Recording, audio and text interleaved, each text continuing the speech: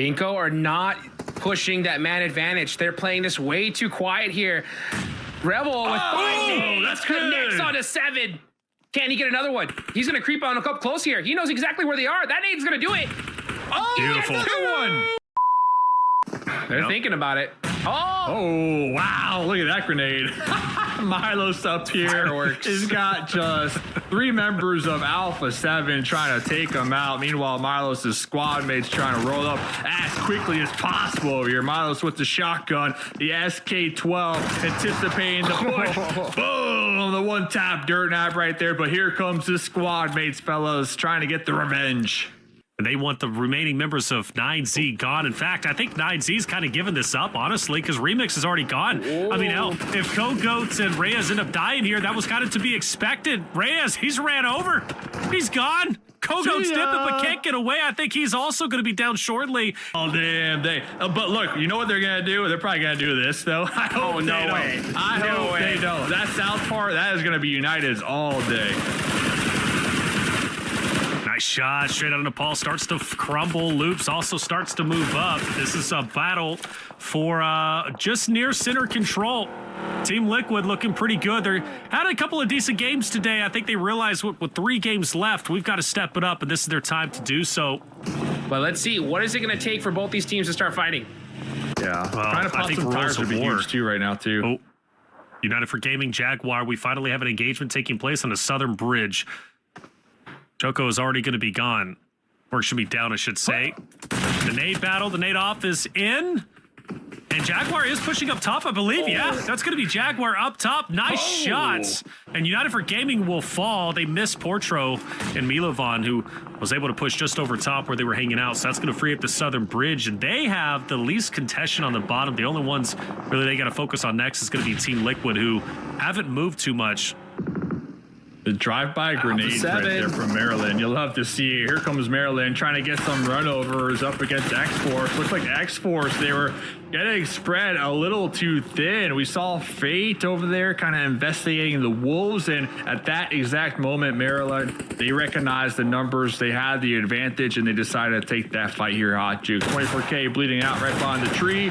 There goes a elimination to the side of Maryland. 2 points going their way. Looks like the Wolves also seeing the possible engagement, looking to sweep up the northern half of the play zone.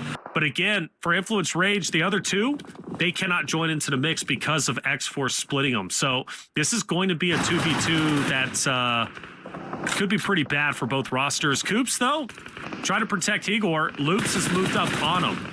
And this is going to be a big play for Coops, man. Keeping all 4 members of Wolves in this tightly compacted area is going to be big. And for Igor, I think he's going to be done. Yeah, the third party from TL. Coops is moving up onto Rafina. Nate's pushing up. Coops is backing up, takes a little bit of damage. Oh, my. Wolves got to play this. They've got to play this carefully, man. You got Team Liquid from a distance. You've got Loops and also Inko, who aren't far behind. Eco's right there, just waiting. I'm surprised they didn't third party this a little bit sooner. I think they're just waiting a little longer, holding that position. I cannot blame them here, but yeah, Wolves getting shot from every single direction. Now Inko's starting to get a little active. Okay, they're getting a little antsy with all these shots happening in this close area, but that is gonna be Loops out of there. So just in time for the Wolves.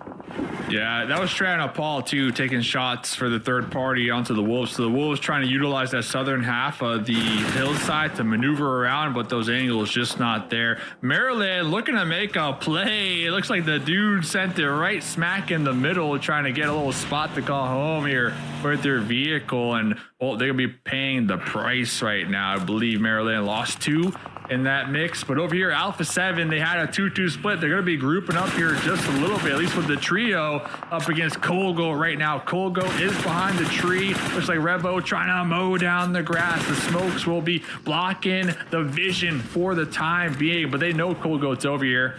They hear the vehicle. Colgo able to make it out of harm's way for the time being here, guys. Yeah, just barely though. Jaguar is going to be to the southern portion, and Kogo's going to send more towards center into straight out of Nepal. He's kind of just filling it out. I don't think he really knows where he needs to go. Plus 9Z are also at a man disadvantage. Their team's been cut in half, and Remix is going to be by himself on the outskirts. You got to favor Alpha 7 where they're currently at in that fight. I say that as soon as I do, Lil Boy gets a knock onto Carrillo, who I believe is going to be in no man's land. Carrillo most likely dead here.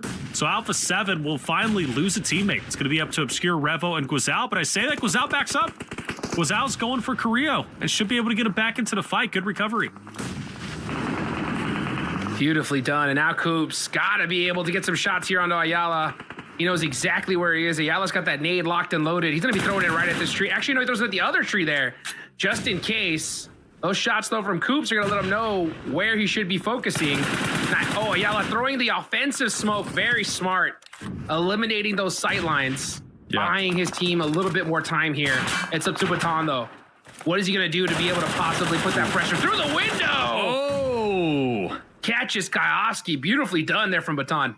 Yeah, great call out. Yala trying to buy time for his teammates to get the reset because they just crashed Strand Paul in the back line and they took out Strand Paul. There's still a little car fort over there trying to get the pickups, but the Wolves, they are sinking their teeth in onto Team Liquid and they're not going to allow them to push up for free right now. So Team Liquid with the advantage, but Revo over here crawling up, little boy in the closet, tossing the grenade. Revo, no utility when it comes to Molotovs or grenades, so it's going to come down to just pure gun skill. Is going to be popping in the buggy, trying to close the gap over there. So we'll have to keep tabs on that. Oh, we're back. We got the angle through the doorway. Little boy, you are stuck. The ricochet with the flashbang. We are sending it. Little boy back against the wall with the shotgun. Oh, taking down Obscure and getting the confirmation here.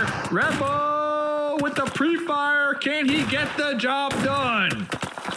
This is definitely deadly. Revo, he's been here for a while. Opposite of Lil Boy. Lil Boy's holding his own inside the shack. He took down Obscure just a second ago. Revo's trying to swing the angle. He does.